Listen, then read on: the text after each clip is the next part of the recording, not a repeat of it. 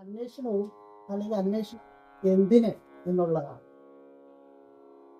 നമ്മൾ കേട്ടിട്ടുണ്ട് വിശ്വാസി എന്ന് പറയുന്ന ഒരവസ്ഥ. വിശ്വാസി, ഞാൻ ഈശ്വര വിശ്വാസമുള്ള ഒരാൾ എന്ന് പറയും. ഈശ്വര വിശ്വാസം. അപ്പൊ ഈശ്വര വിശ്വാസമുള്ള ഒരു ഭക്തൻ അല്ലെങ്കിൽ വിശ്വാസി എന്നുള്ള ഒരു അവസ്ഥ ഉണ്ടെങ്കിൽ അവിടെ നിൽക്കുമ്പോൾ എന്താണ് സംഭവിക്കുന്നത്? അവൻ ഓൾറെഡി വിശ്വസിച്ച് കഴിഞ്ഞു. ഇനി അഡീഷണൽ ആയിട്ടൊന്നും വിശ്വസിക്കാൻ അവിടെ ഇല്ല. വിശ്വാസം വന്നു കഴിഞ്ഞപ്പോൾ ഇനി ഒന്നുമില്ല. അപ്പൊ അവിടെ എന്ത് സംഭവിക്കുന്നില്ല? അന്വേഷണം നടക്കുന്നു. അന്വേഷണം അവിടെ ഉണ്ടാകുക. കാര്യം വിശ്വസിച്ചു.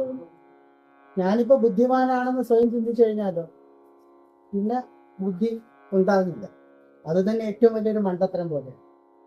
അപ്പൊ അതുപോലെ അന്വേഷണം എന്ന് പറയുന്ന ഒരു അവസ്ഥ വരണമെങ്കിൽ ആ വിശ്വാസി എന്ന് പറയുന്ന സ്ഥലത്തിൽ നിന്ന് അടുത്ത ഘട്ടത്തിലോട്ട് അത് പരിണമിക്കണം.